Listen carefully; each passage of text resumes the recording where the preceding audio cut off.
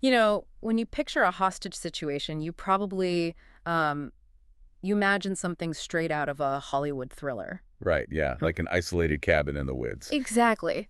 Or maybe like a deserted, cavernous warehouse on the industrial edge of town. Hmm.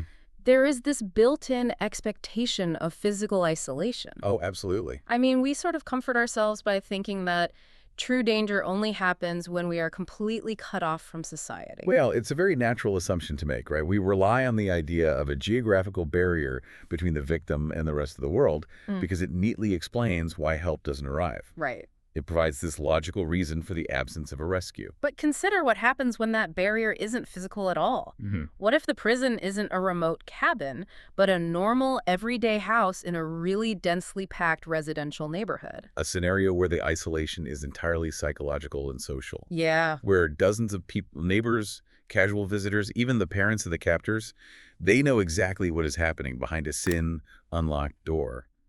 But that door never opens. It's just terrifying to think about. We are taking you to Japan today. The scene is late November 1988. The entire country is humming with energy, getting ready for the winter holidays. The bubble economy era. Exactly. Storefronts are putting up elaborate New Year decorations, the commuter trains are running perfectly on schedule, and families are settling into their, comfortable winter routines. It is the absolute definition of ordinary, safe, everyday life. Right.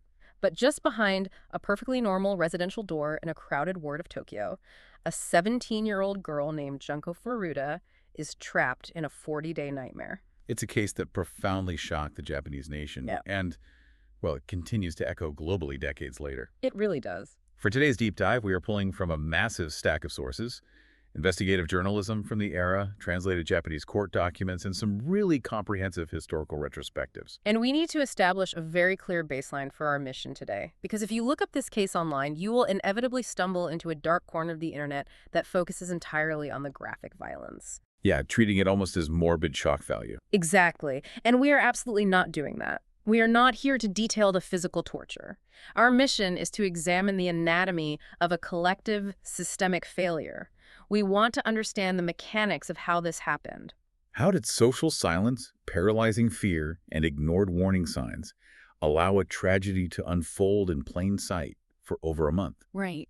This really requires a restrained, highly respectful approach. I mean, we are analyzing the loss of a real human life, so the focus must remain on understanding the institutional breakdowns. Absolutely. We're going to look closely at the devastating power of the bystander effect in urban environments, the deliberate manipulation of institutional blind spots, and the terrifying reality of how fear can entirely neutralize a community's moral compass. Okay, let's unpack this, because before we can even begin to look at how society failed Junko, we have to understand who she actually was. Right. And frankly, we have to strip away a massive amount of misinformation and twisted mythology that has just accumulated around her case over the last 3 decades. The false narratives generated around this specific victim are truly staggering. Yeah. It serves as a dark case study in how true crime can warp into an urban legend. Hmm. When the public desires a cleaner, more digestible story than the messy reality. Let's look at the real Junko, straight from the translated sources. She was 17 years old, living in Misato in Saitama Prefecture, which is part of the greater Tokyo area. Right. By all accounts, she was a completely ordinary, polite, and deeply responsible teenager. Her high school vice principal formally described her as a good student with above-average grades. She definitely wasn't running with a bad crowd. No, not at all. After school, she worked a part-time job at a local plastic molding factory, specifically to save up money for a graduation trip. She loved baking cheesecakes, she loved knitting, and she had those typical teenage dreams of maybe becoming a pop idol singer or working in the booming electronics industry. I mean, she was deeply embedded in the normal rhythms of life.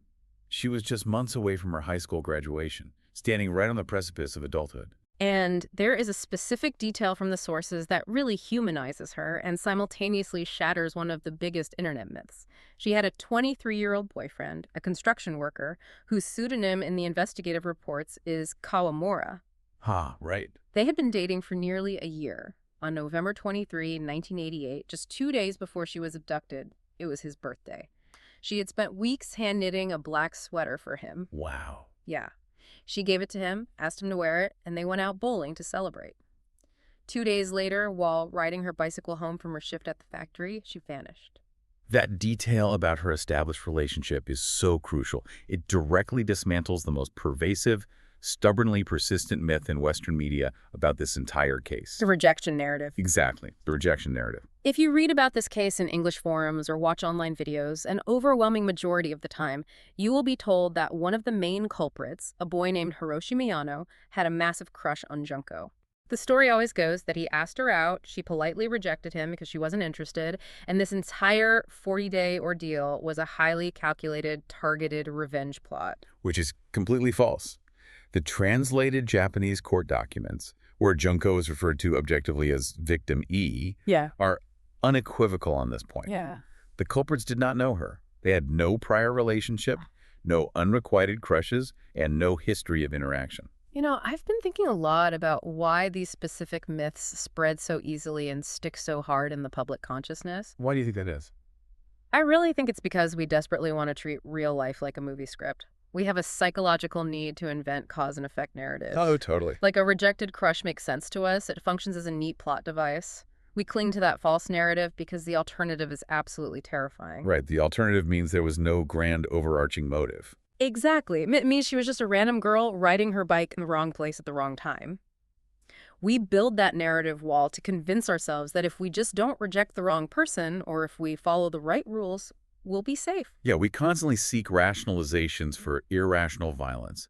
It is a defense mechanism against a chaotic world. Yeah. But the court records strip all of that comfort away. The four main perpetrators, Miyano, Ogura, Minato, and Watabe, they were not sophisticated criminal masterminds executing a complex vendetta. Not at all. They were teenage high school dropouts. They were part of a small, localized gang called Gokuseikai operating in the Adachi ward. Right. And they had a documented history of robbing and assaulting other young women in the area. On the evening of November 25, Miyano and Minato literally kicked Junko off her bicycle, purely because she happened to be passing by their location. It was a brutal crime of opportunity. Exactly. The internet also loves to claim that Miyano was this powerful, highly connected, untouchable Yakuza member. It adds to that whole movie villain mystique. Yeah, and the sources thoroughly debunked that as well. He was a low-level delinquent. Right. Japanese high schools during this era had incredibly strict policies and would immediately expel students with actual verified Yakuza ties. Miyano wasn't a mob boss orchestrating a crime syndicate. He was a kid. He was an unemployed teenager trying to save up a couple of $1,000s to marry his girlfriend, who happened to be the sister of one of the other culprits. Wow. These were kids who spent their time inhaling paint thinner in parks and getting arrested for driving motorcycles without licenses. Okay, I am really struggling to wrap my head around this next part. Because if these boys were just low-level teenage dropouts, possessing no real power or vast criminal network, how on earth did they manage to keep a girl captive in a highly populated Tokyo neighborhood for 40 days without anyone intervening? What's fascinating here is, well, maybe disturbing is the far better word, but from a sociological standpoint, we are looking at the extreme weaponization of physical space. Right. And the devastating mechanics of the bystander effect. The location itself is the core tragedy. This wasn't an abandoned warehouse on the outskirts of society. The captors held her in the childhood home of boy C, Shinji Minato. His parents lived there. They were actively in the house during this entire period. They were present. The investigative sources explicitly state the mother was aware of the situation and even cleaned up blood in the home. Oh my God. Immediate neighbors heard disturbances, strange noises, and crying through the walls. Throughout the 40 days, the documentation suggests that up to 100 people, including friends of the boys, other gang members, and peripheral acquaintances, either knew about the situation, heard credible rumors, or physically visited the house while she was trapped there. Wait, are you telling me that grown adults, including the homeowners who paid the mortgage, were so utterly paralyzed by a group of teenage dropouts that they just sat by for 40 days? Yes. They were teenagers. I can't accept that 100 people just shrugged and walked away. Well, it sounds entirely impossible until you understand how paralyzing fear can systematically override human logic and basic morality. Right. We often think of the bystander effect as simple diffusion of responsibility, the idea that in a crowd, everyone assumes someone else will call the police. Yeah, the classic psychology concept. Exactly. And that certainly played a role in a dense urban environment like Tokyo. But here, That baseline apathy was supercharged by intense, calculated gang intimidation. Misato used extreme psychological manipulation. How so? He aggressively convinced Junko, the other boys, the visitors, and the parents that he had deep, lethal Yakuza connections. Even though we know he didn't. Right, but the truth didn't matter. The perception of the threat did. He told Junko that if she tried to escape, or if anyone dared to call the police, his supposed Yakuza enforcers would track down her family, burn her house to the ground, and murder everyone she loved. Oh, wow. He exploited her trusting, responsible nature by making her believe her compliance was the only thing keeping her family alive. And the neighbors, the parents in the house, they believed the threats too. So they were genuinely terrified. Completely. The fear of violent retaliation against their own families was so absolute, so suffocating, that it completely overrode their conscience. Wow. Yeah. Just sitting with the weight of that silence is incredibly heavy. The realization that fear can effectively make 100 people turn a blind eye while a tragedy is happening right in front of them day after day. Let's pause on that for a second. It is heavy. The perpetrators essentially built an invisible electric fence around that house. It wasn't made of wire or brick. It was constructed entirely of intimidation and the manipulation of social anxiety. And it worked perfectly. Tragically, yes. If the neighbors and the people in the house were too terrified to act, you have to wonder where the family was during all of this. Which leads us to another infuriating piece of misinformation. The parents' rumor. Yes, the persistent internet rumor that Junko's parents simply didn't care or didn't bother to look for her. The historical records show her parents were absolutely frantic. They reported her missing to the local police the very next day, on November 26. Right. Her father, who was a manager at our electric company, took consecutive days off work to physically search for her. Which is huge. We really need to pause and look at what that means in the context of 1980s Japan. During the peak of the Japanese economic bubble, the salaryman corporate culture demanded complete, unquestioning devotion to the company. Oh, absolutely. You had lifetime employment, but in exchange, you gave your life to the corporation. There was an immense social stigma attached to bringing personal problems into the workplace, let alone missing days of work. So true. So for a manager to suddenly abandon his post to search the streets was a glaring, massive red flag that this was a severe crisis. Her boyfriend, Kawamura, was also constantly calling her mother, desperately searching the routes she took. The school administration was involved. The community was looking. And the perpetrators were highly aware of this search. They knew the momentum of a missing persons investigation would eventually lead to them. Right? So they utilized forced communication to intentionally manipulate and neutralize police protocols. They forced Junko to call her parents multiple times. They stood over her and made her say she had run away, that she was staying with a friend, and that she was completely safe. This is where we see the institutional helplessness factor in. Law enforcement agencies, by necessity, operate on strict bureaucratic protocols and checklists. Yeah. When a 17-year-old girl disappears without a trace, it is treated as a high-priority emergency. Right. But the moment the teenager calls home and explicitly states in her own voice that she ran away and is safe, the bureaucratic protocol fundamentally shifts. It derails everything. Exactly. The momentum halts. It moves out of the active, urgent kidnapping category and is reclassified as a runaway case. The police system was simply not equipped with the nuance to look past that forced illusion of safety. The perpetrators weaponized the police department's own rules against them. And the boys viciously punished her for even attempting to break that illusion. The timelines and the sources are clear that the systematic, horrific, physical torture didn't begin on day one. Right. It dramatically escalated roughly a week or two into the captivity, specifically because Junko found a moment to try and call the police herself. Yeah, that was the turning point. They caught her in the act, and the violence became a tool of total subjugation. Yet, even in that unimaginable situation, she tried one last, desperate time to signal her parents. The final phone call is one of the most harrowing details in the court transcripts. A weekly Japanese magazine later published the transcript of that last forced call to her mother. You can hear the sheer desperation on both ends. It's awful. Her mother is frantic, yelling through the phone, "Where are you? Police officers are seriously looking for you." Junko dutifully recites the forced lines her captors demand, saying, "I was not kidnapped. I am at my friend's home." But then, right before the culprits yank the receiver away and disconnect the line, she breaks script. She yells her true feelings into the phone. "Tasukite, please help me." Wow. Yeah, just unimaginable. A direct, unambiguous plea for intervention that was cut off milliseconds too soon.